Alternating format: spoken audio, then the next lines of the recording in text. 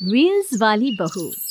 प्रज्ञा को रील्स बनाने का बड़ा ही क्रेज है और वो दिन भर रील्स बनाती रहती है। खाते पीते घूमते फिरते घर में कॉलेज में रील्स बनाने के कारण प्रज्ञा पूरे कॉलेज में हाईलाइटेड है। जहां उसकी रील्स सभी को पसंद आते हैं, वहीं मनीषा चिंता में डूबी रहती है। एक रोज जब खाते हुए प्रज्ञा रील्स बना रही होती है, तब मनीषा कहती है, एक मिनट भी चैन नहीं है इस लड़की को। ये नहीं कि खाना तो आराम से खा ले, लेकिन नहीं, अरे थोड़ी देर रील्स नहीं बनाओगी तो आसमान नहीं टूट पड़ेगा। अरे मम्मी, इसी को तो कहते हैं डिटर्मिनेशन। तुम नहीं समझोगी ये सब। भगवान, इस लड़की को सद्बुद्धि दे। जब देखो तब टेढ़ा बाका मुंह बनाती रहती है। मनीषा की बात का प्रज्ञा पर जरा भी असर नहीं होता और वो खाते खाते रील्स बनाती रहती है। दिन बीतने लगते हैं और देखते देखते प्रज्ञा का कॉलेज भी खत्म हो जाता है। आए दिन कोई ना कोई मनीषा को प्रज्ञा की शादी करवाने का सुझाव दे जाता है। सब ठीक ही कहते हैं, प्रज्ञा की शादी कर देनी चाहिए। अपने घर के काम काज में व्यस्त हो जाएगी तो खुद ही ये रील्स और नाच गाना बंद हो जाएगा। मनीषा और प्रेम प्रज्ञा के लिए एक अच्छा लड़का ढूंढने लगते हैं और तभी विकी का रिश्ता प्रज्ञा के लिए आता है, जिसने प्रज्ञा को उसकी रील्स देखकर पसंद कर लिया था। अगले दिन विकी अपने माता पिता के साथ प्रज्ञा के घर पहुंच जाता है और प्रज्ञा साड़ी पहने हाथों में चाय की ट्रे लिए उनके सामने आती है। जब विकी को पसंद है तो हमें भी बहू पसंद है। बहन जी, आप बारात की तैयारी कीजिए।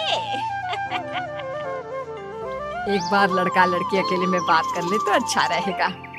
हाँ हाँ, क्यों नहीं। मनीषा विकी को प्रज्ञा के कमरे में भेजती है, जहाँ प्रज्ञा पहले से ही रील्स बना रही होती है। तभी विकी कहता है, आ गए आपके साजन जी। हमारे साथ ये रील्स कंप्लीट करती तो और भी अच्छा रहता।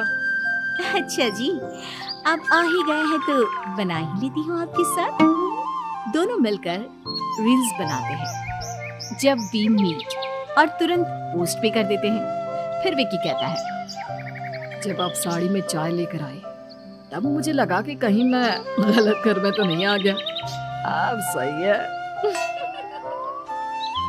दोनों की शादी पक्की हो जाती है और शादी के दिन भी प्रज्ञा रील्स बनाने से चूकती नहीं। यहाँ तक कि बारात के समय भी नाचते हुए रील्स बनाती है। सभी लोग प्रज्ञा की तारीफ के पुल बांध देते हैं और प्रज्ञा नाचती गाती अपने ससुराल चली जाती है। सब कुछ अच्छा चल रहा होता है।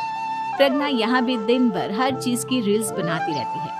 लेकिन कुछ दिनों के बाद जब सुनीता कहती है, बहू, ये रील्स के साथ साथ कुछ काम भी कर लिया करो।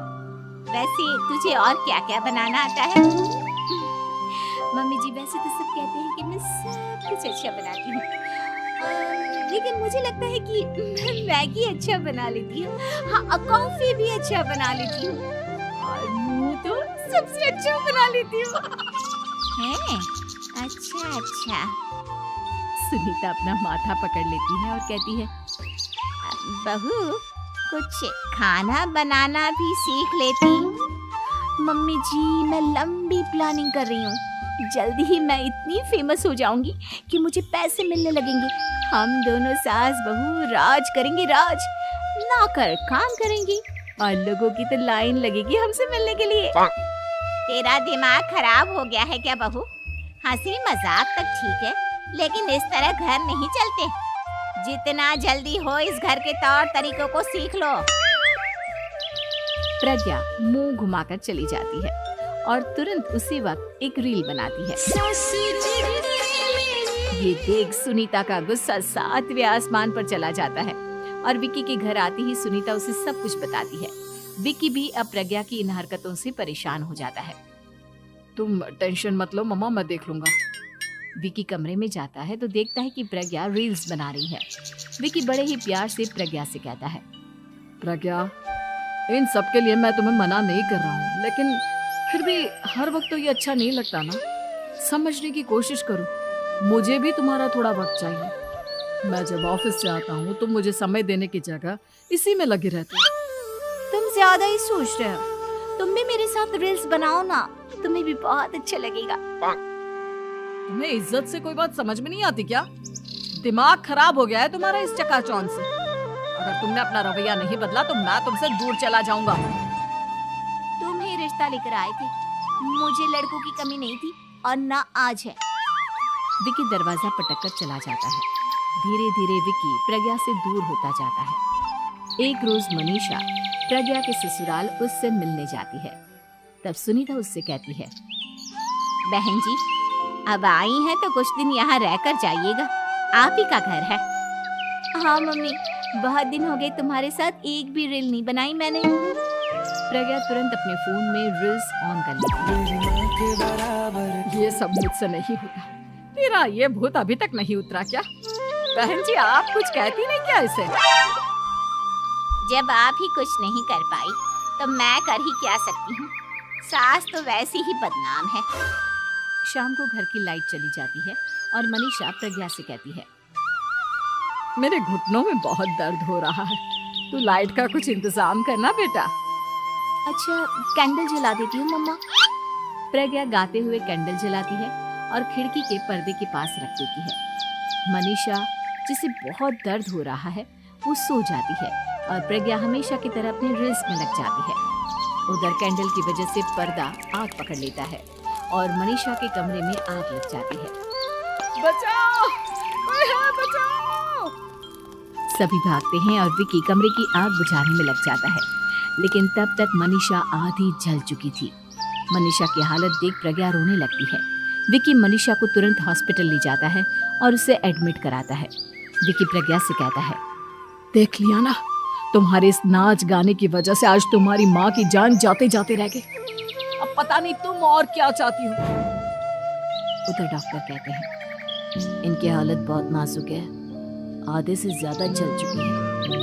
प्रज्ञा रोती हुई मंदिर में जाती है और भगवान के आगे जाकर कहती है, भगवान, मेरी माँ को ठीक कर दो।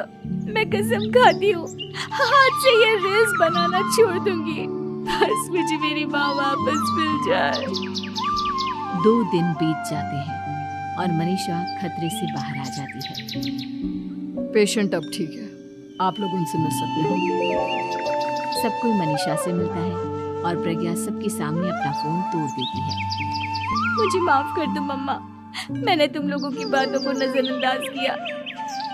बेटा, कोई भी चीज जरूरत से ज्यादा खराब है। मैंने तुम्हें रील्स बनाने से कभी मना नहीं किया, लेकिन हर वक्त एक ही चीज तो सही नहीं है। मैं समझ गई हूँ मम्मा, आई एम सॉरी। प्रज्ञा उस दिन से रील्स बनाना छोड़ देती है और पूरी तरह से अपने घर में लग जाती है।